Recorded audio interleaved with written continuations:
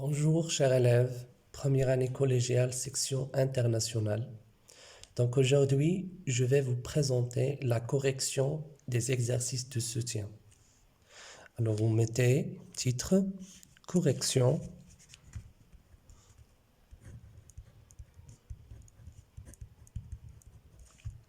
des exercices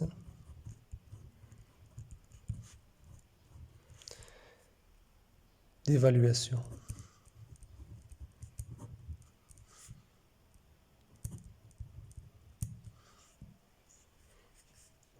Et de soutien.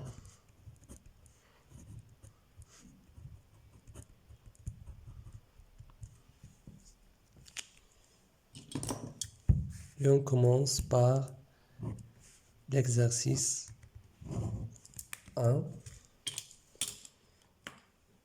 Donc exercice 1. Définir les termes suivants. Réseau alimentaire, maillon, critères de classification, carte topographique, l'équidistance. On commence par réseau alimentaire.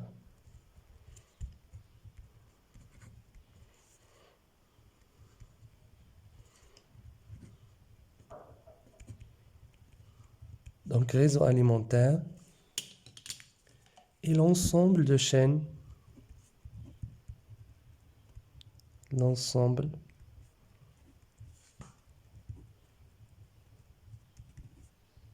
de chaînes alimentaires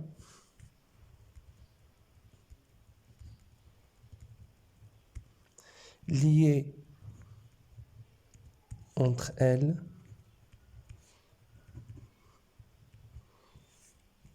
au sein d'un milieu naturel.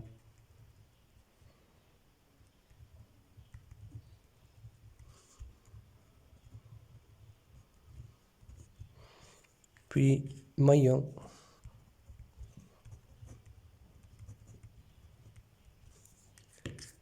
et la place d'un être vivant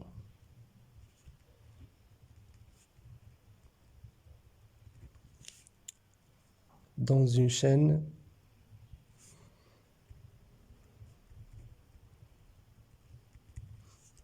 alimentaire.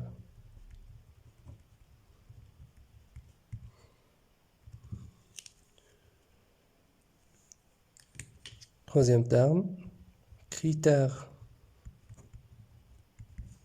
de classification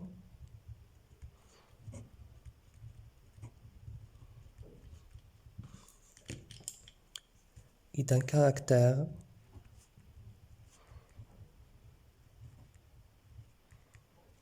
commun à certain nombre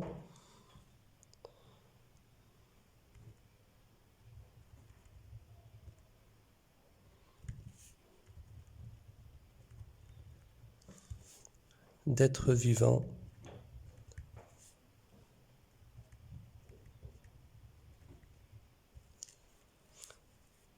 il permet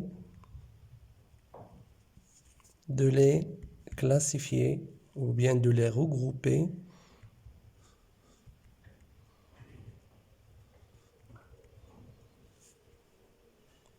en un même ensemble. Voilà. Donc pour la carte topographique, donc passons maintenant au cours de la carte topographique. Donc carte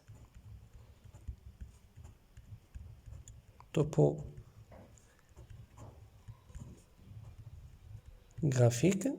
est une représentation à l'échelle réduite, bien sûr, sur un plan d'une partie de la surface de la Terre. Est une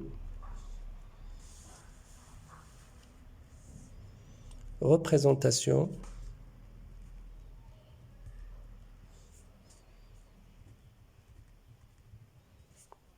à l'échelle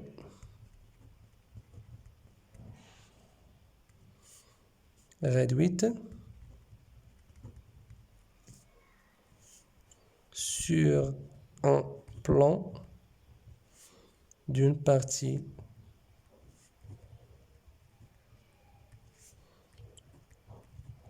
de la surface de la Terre.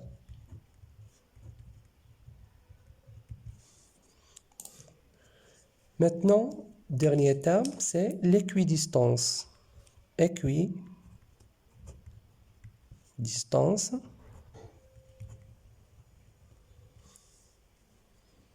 Donc, c'est la différence entre la hauteur des courbes successives exprimées en mètres. C'est la différence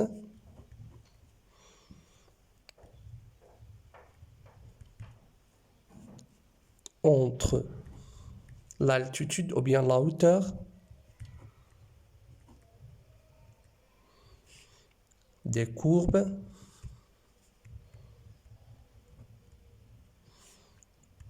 successives exprimées en mètres. Voilà, ça c'est pour le premier exercice. Passons maintenant à l'exercice 2. Vous écrivez exercice 2. Je lis la question. Écrire vrai ou faux devant chaque phrase. Première phrase. Les consommateurs, donc A, première phrase. Les consommateurs du premier ordre constituent le deuxième maillon de la chaîne alimentaire. Donc la phrase est correcte. Donc vrai. Pour B, les producteurs primaires sont autotrophes. Aussi, la phrase est correcte à l'inverse des consommateurs. Donc les consommateurs, ce sont des organismes hétérotrophes parce qu'ils sont incapables de synthétiser leur propre matière organique.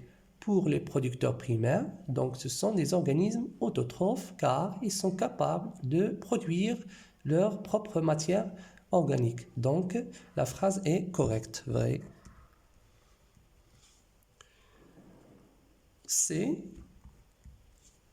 La sardine est un animal invertébré appartenant à la classe des oiseaux. Donc la réponse est fausse, bien sûr, parce que la sardine est un animal vertébré appartenant à la classe des poissons et pas les oiseaux. Donc faux. Alors pour D,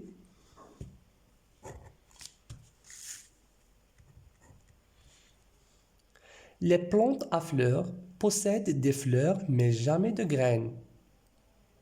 La réponse est fausse, bien sûr, parce que les plantes à fleurs, ils possèdent des fleurs et aussi les graines, telles que les angiospermes. Donc la réponse est fausse. Faux. Alors pour eux, les courbes de niveau sont des lignes numérotées reliant les points de même hauteur ou bien de même altitude. La réponse est correcte, vrai. L'aiguille, donc F, l'aiguille aimantée de la boussole montre le nord géographique. La réponse est fausse parce que le nord aimanté de la boussole montre le nord magnétique et pas le nord géographique. Donc la réponse est fausse.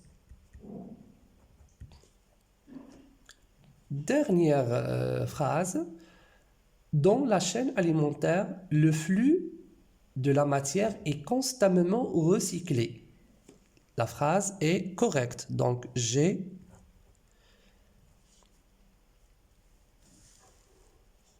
Vrai. Donc si par exemple la phrase formée de cette façon, la dans la chaîne alimentaire, le flux de l'énergie est constamment recyclé, à ce moment-là, la phrase devient fausse. Merci. Donc, on passe maintenant au troisième exercice, ou bien deuxième question dans l'exercice 2. Relier, donc ça c'est la première question. Deuxième question. Relier par une flèche l'expression de la colonne A avec celle qui convient de la colonne B. Alors pour la colonne A, on a les mésanges, crabe, chat, grenouille. Donc je peux donner à la colonne A être vivant, être vivant, les êtres vivants de la colonne A. Ici, c'est la classe dans la colonne B. Donc, je divise les colonnes.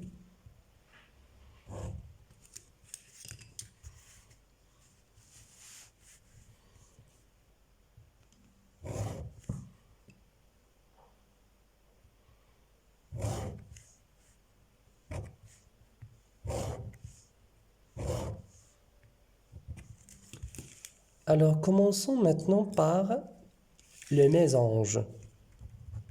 Le mésange, donc, il appartient à la classe des oiseaux.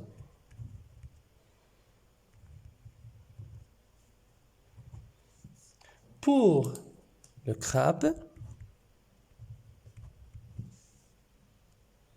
appartient à la classe des mollusques.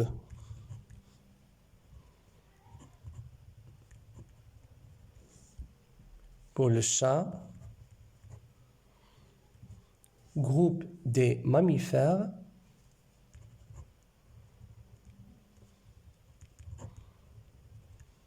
Et enfin, grenouille.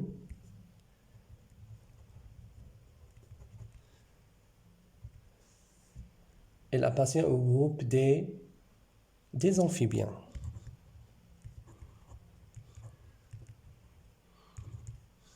Voilà, en ce qui concerne l'exercice de première question et à deuxième question. Passons maintenant à la troisième question. Donc, je lis la question. Citez quelques impacts des actions humaines sur les équilibres naturels, ainsi leur danger sur l'environnement. Alors, je passe, je tourne la page.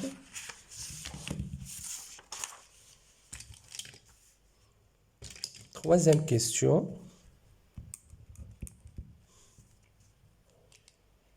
Parmi les impacts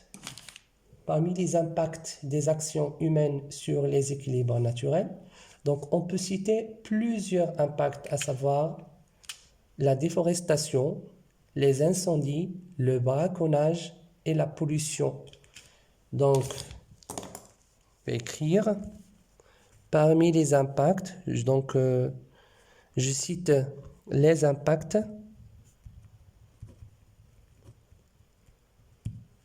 des actions humaines sur les équilibres naturels sont, alors premièrement, je prends la déforestation,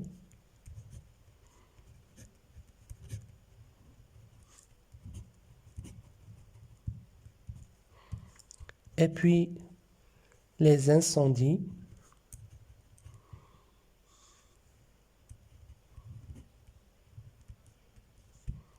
on peut citer aussi la surpêche,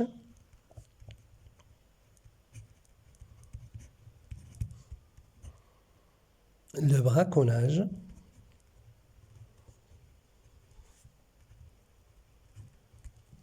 et sans oublier la pollution qui peut causer des maladies aux êtres vivants et la destruction du milieu naturel. Donc, parmi les dangers de ces impacts sur l'environnement, alors déjà, c'est la dégradation des habitats. Donc, on peut citer les dangers. Ici, maintenant, c'est les impacts. Dangers sur l'environnement.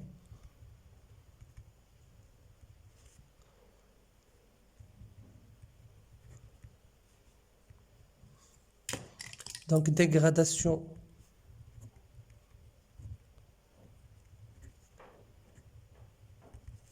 des milieux naturels.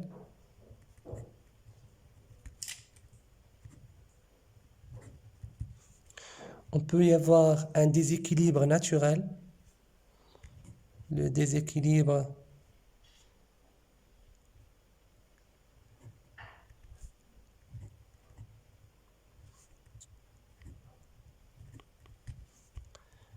mieux encore, on peut trouver aussi la mort de la biodiversité, faune et flore, donc disparition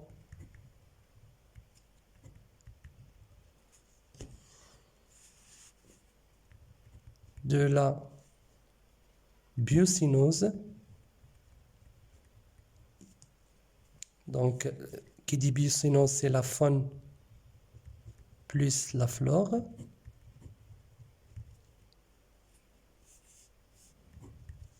Voilà. On passe maintenant à la question 4. Pour la question 4, proposer des solutions pour maintenir l'équilibre naturel. Alors maintenant, on passe aux solutions. 4.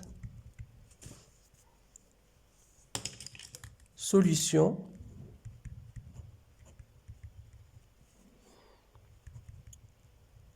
pour maintenir l'équilibre naturel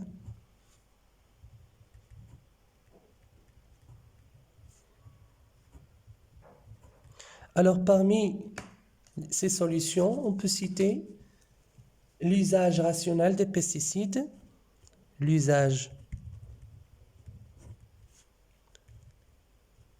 rationnel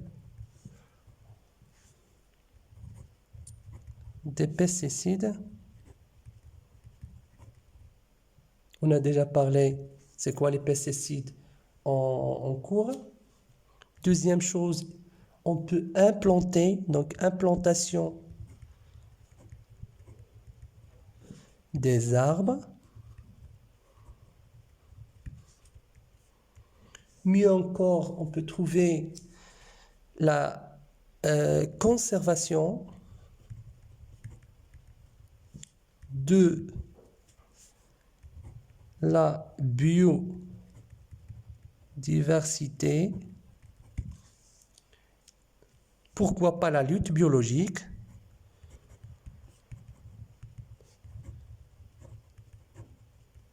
Enfin, il faut éviter la pollution. Donc, toutes ces solutions, on a déjà expliqué un par un. Voilà la correction du deuxième exercice concernant les exercices des relations trophiques et les équilibres naturels. Et maintenant, on passe au troisième exercice. Donc, vous mettez exercice 3.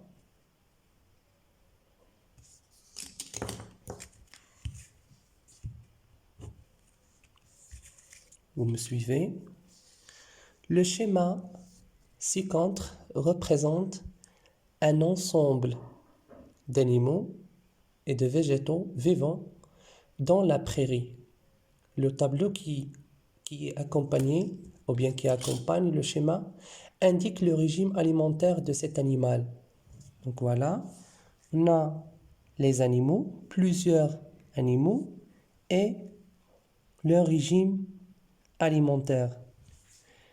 Voilà la prairie et l'ensemble des êtres vivants. Donc, si on prend la première question, établir une chaîne alimentaire formée de 4 maillons. Alors, autrement dit, si je prends, on sait très bien que toutes les chaînes alimentaires commencent par les producteurs primaires.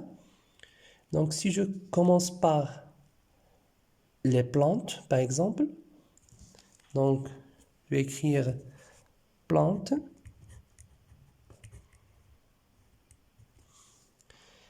Ces plantes sont mangées par, la flèche toujours indique mangées par exemple la larve.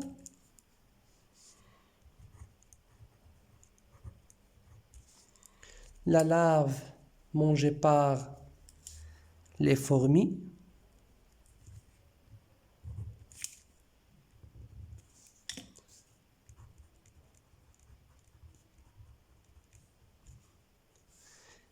Et la fourmi mangée par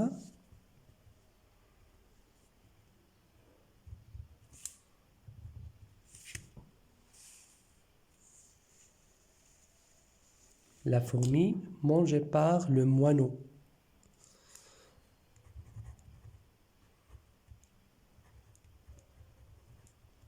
Voilà, donc c'est une chaîne alimentaire formée de 4 maillons. Pour la deuxième question,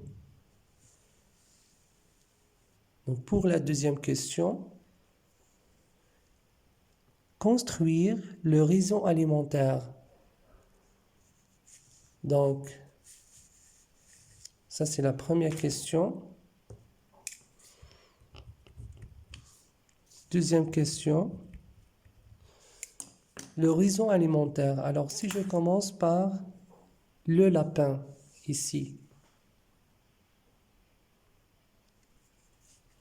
Le lapin, donc le lapin c'est 9, mangé par la buse qui est numéro 1. Voilà la buse. Donc je fais la flèche comme ça. Ça c'est la première flèche. Si je prends les fourmis et les coccinelles sont mangées par le moineau. Donc fourmis c'est 4. Coccinelle, donc mangé par le moineau c'est 2. Donc 2, voilà le moineau. Mets la flèche. Et les coccinelles, donc ou bien la coccinelle numéro 3, celle-là, la coccinelle. Donc mangé par le moineau.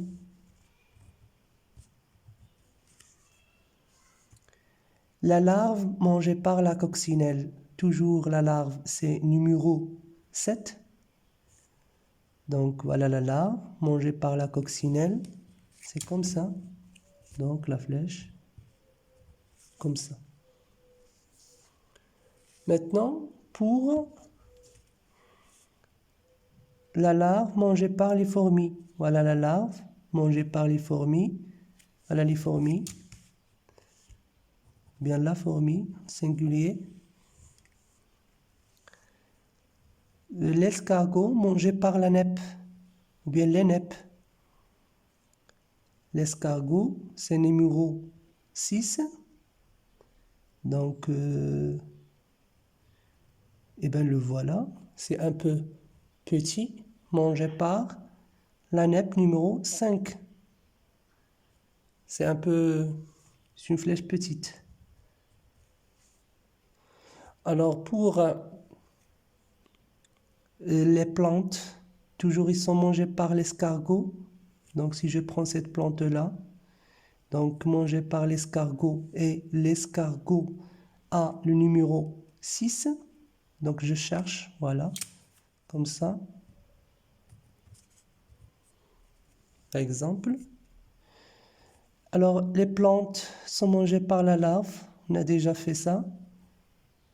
Donc, plante. Voilà la plante mangée par la larve. La larve, c'est toujours 7. Voilà.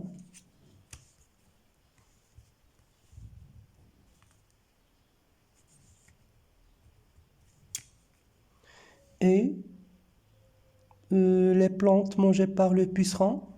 Le puceron, et bien le voilà, voilà la plante. Donc, je mets comme ça. Plante mangée par le puceron. Enfin, les plantes sont mangées par le lapin. Donc le lapin, c'est numéro 9. Et je mets la flèche entre.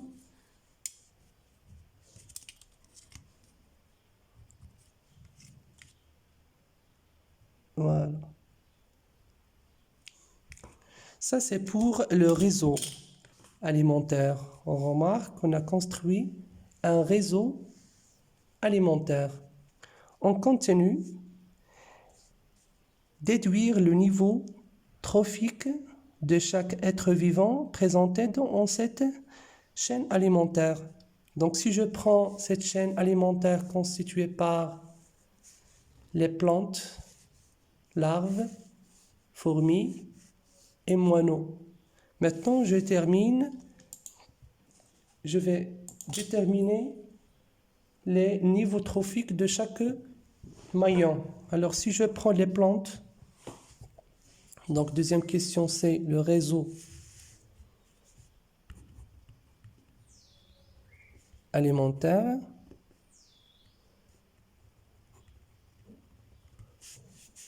Voir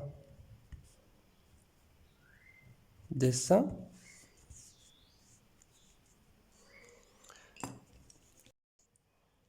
On continue. Troisième question, déduire le niveau trophique de chaque être vivant présenté dans cette chaîne alimentaire. Alors si je prends toujours même chaîne alimentaire formée de 4 maillons, plantes, larves, fourmis, moineaux. Donc maintenant, je vais déterminer les niveaux trophiques ou bien les niveaux alimentaires de chaque maillon. Commençons par les plantes. Donc, les niveaux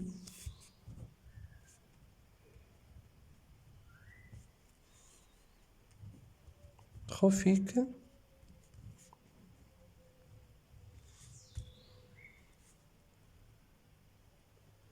des maillons. Alors, si je prends les plantes,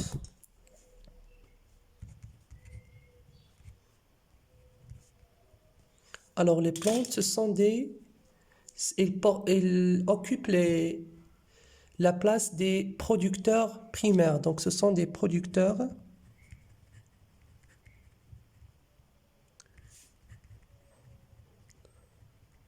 primaires, donc P, et ce sont des organismes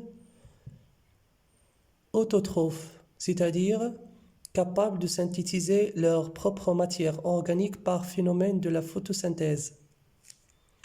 Deuxième maillon, c'est larves. Donc larves, ce sont des consommateurs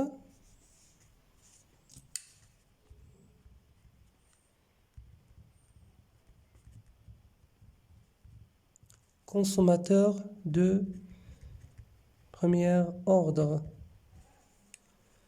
Donc c'est 1. Pour les fourmis, ce sont des consommateurs de deuxième ordre. C'est 2. Pour les le moineau. Donc c'est un consommateur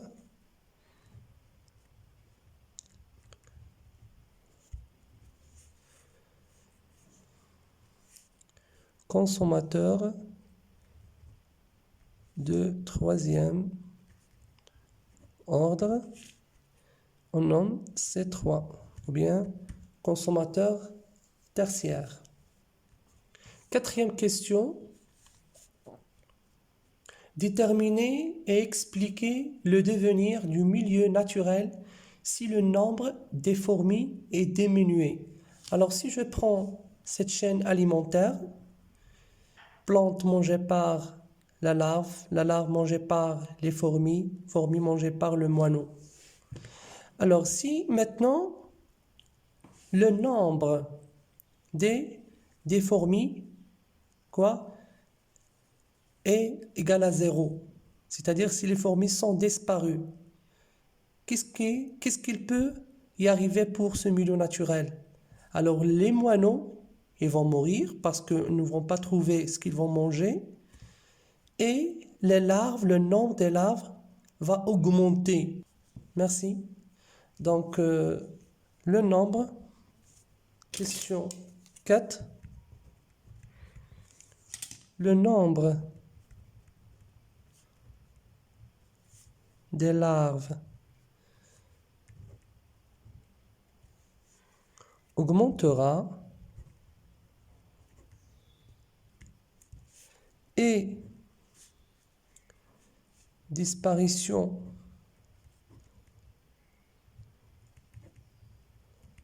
des moineaux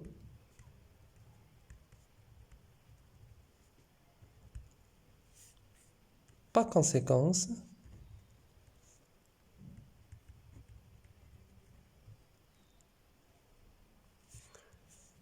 le déséquilibre naturel.